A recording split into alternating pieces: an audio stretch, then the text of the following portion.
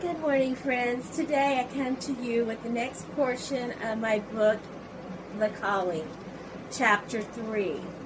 And he said, "For this cause shall a man leave father and mother, and shall cleave to his wife, and they twain shall become one flesh.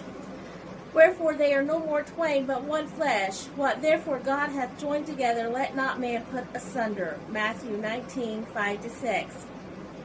So we were married December 11th, 1989. I had turned 17 the week before, and Ron turned 20 the following month. We came to our wedding night pure, but people spread rumors because we had left Bible school and eloped. But God is keeping a record. He knows our failures and our victories also. We love God. We were just young, in love, and had a lot of growing up to do still. We were married on Monday afternoon, and Tuesday night we went to church. Within a week, my husband had a job working for Tyson's. We had found a duplex to rent that was just 2 doors down from my mom and granny. It was a 2-bedroom.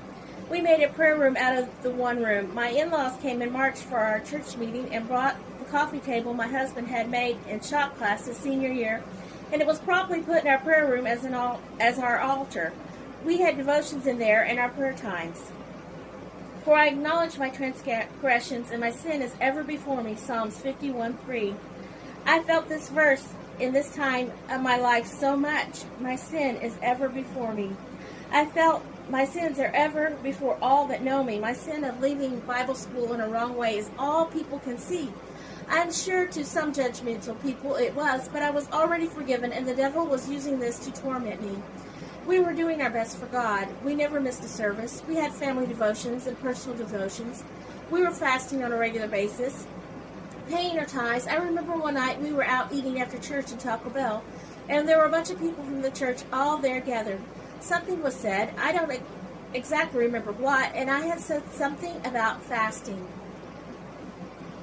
And this one sister looked at me and kind of laughed and made fun and said, "I haven't saw you shouting, rejoicing in the Lord." Let me tell you, maybe she didn't mean it bad, but I couldn't wait to leave Taco Bell and go home. I was crying my eyes out in our prayer room before the Lord. I felt like she didn't believe I prayed and fasted on a regular basis. I prayed a long time that night, and when I went to sleep, God gave me a dream, and I was in church, and I was rejoicing in the Lord, and when I woke up, I sat straight up in bed, and I was quoting a scripture that I had never memorized. I knew in my heart it was a scripture, but I didn't know where it was found.